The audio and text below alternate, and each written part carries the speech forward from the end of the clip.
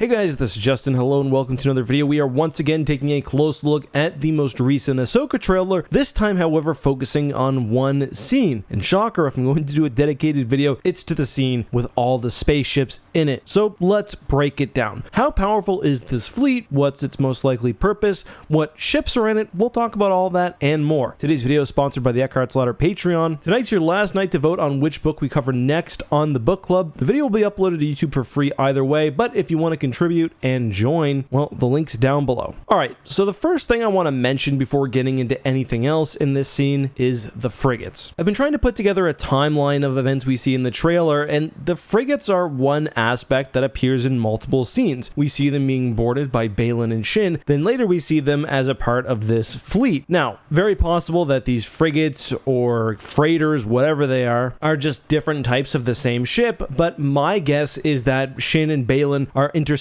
something either on the way to or departing from this New Republic task force. And speaking of uncertainties, obviously we can't see the entire fleet here. I'll just do my best with what we can. The center of this formation is obviously this massive MC-80 Home 1 type cruiser. Now, we don't know whether this is the Home 1 itself or not. I've got a feeling it might be. I don't know why, but I really love the new Home 1 model they've got here. And the scale is interesting too, which we'll surely talk about later. For those who are unsure about what Home 1 type means, well, during the Battle of Endor, there are several different Mon Calamari ship types, including the Winged Liberty type, a wingless Mon Cal, the Liberty without the little fins, and the Home 1 type. These were all generally a part of the MC-80 line, subclasses of one specific ship type. Mon Calamari ships were often completely unique, but there were still several common classes. The most famous MC-80 Home 1 class,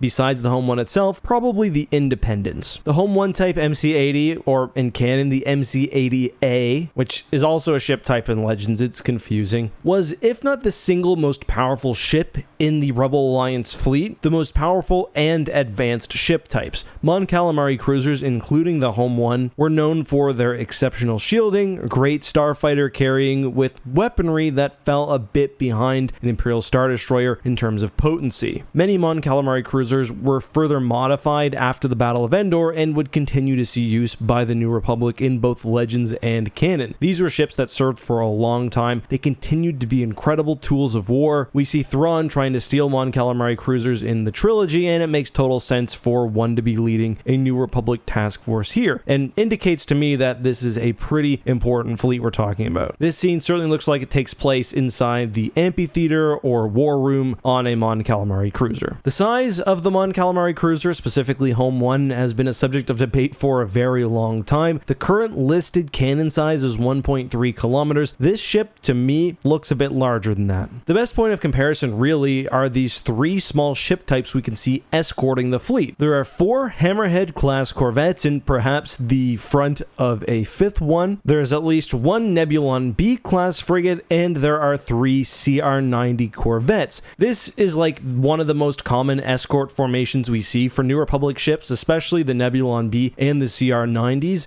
These are great for starfighter screening. The Nebulon B is just overall a great little ship. It can provide some anti-capital ship fire, while also again helping with anti-starfighter duties. Sometimes you see Nebulon Bs anchoring their own small task forces, so these are really nice ships to have around. These are dedicated warships, probably no starfighter carrying on them, but I mean, this is a New Republic task force which is going to be relying on starfighter supremacy. Hammerhead corvettes are comparable in size to CR-90s. I honestly love seeing these things around just because their design is so cool. These are older and slower ships with less fast-moving point defense cannons, with most of their firepower instead usually tied up in larger turbo lasers, so they definitely have a different role than the CR-90s and the Nebulon Bs, though still in a sort of escort duty. These were older ships, and like the CR-90s, could have been significantly upgraded by the New Republic at this point with additional weapon systems, better shielding. You get the idea. These, with the exception of the MC-80, which we don't see them directly use, are all ships employed by the Phoenix excel in Star Wars Rebels. Even the A-Wings that fly by, those are an extremely commonly used starfighter for that era of the Rebellion. There's a whole plot about them recovering the Hammerheads, which they use more as transports than true warships. Someone can correct me if I'm wrong, but I believe 2 of the Hammerheads even survived the Battle of Adelon, so maybe one of the original ships given by Leia to the Rebellion could still be in service. But we also saw Hammerheads, Nebulon Bs, and CR-90s at the Battle of Scarif. Aside from this one mysterious ship in the foreground, which I believe is the prow on a Hammerhead, the other big thing is this new ship type, of which we see 4. Now, we've got concept art for this recently released. It's pretty clearly based off the MC-30 from Star Wars Legends, which itself was based on concept art for the Mon Calamari fleet in Return of the Jedi. The scale of these ships is pretty difficult to determine. If you're assuming that the Mon Calamari cruiser is 1.5 or so kilometers long, these are clearly 300 to 500 meter long ships. But based on both the surrounding fleet, keep in mind Nebulon Bs are 300 meters, CR-90s about 150. They look a bit larger, but because of the perspective, it's just difficult to tell overall. I also don't necessarily think it's helpful to try to use the scene of the shuttle approaching to try to guess the size there. But if these are military vessels, and I guess they may not be, they're called transport ships in the audio description version of the teaser, I think these probably are a frigate type. So in that 500 meters to 1 kilometer range, probably closer to 500. But the MC-30C does exist in canon, albeit pretty much as a footnote. It has a listed length of 380 meters. If we're going to go with the Mon Calamari cruiser's listed size, I mean, that seems pretty close. I don't know, I think they're probably larger than that, and this is sort of just a good lesson on why comparing ship lengths in Star Wars always just leads to sadness. Either way, these do seem to be new advanced warships. There's one shot in the past trailer where you can see a close-up view of the hull. I think there could be some weaponry on this more exposed portion, but we also see that these are carrying some serious starfighters. Several X-Wings, A-Wings, as well as a security crew. It's possible that that's simply to protect whatever cargo's on board, but I don't know, I think these could be warships alongside the fleet. And if that's the case, again, pretty seriously sized task force here. At least 1 major command cruiser, 4 of these support frigates, and a bevy of smaller escort ships. That's taking on 2 Star Destroyers, at least, if they can get Starfighter supremacy, maybe 3, although that's pushing it. And in this era, the New Republic probably isn't routinely dealing with that sort of firepower, at least pre-whatever Thrawn is bringing. But that's my look at the fleet. Hopefully you guys enjoy it. Let me know your thoughts on all that and more down below.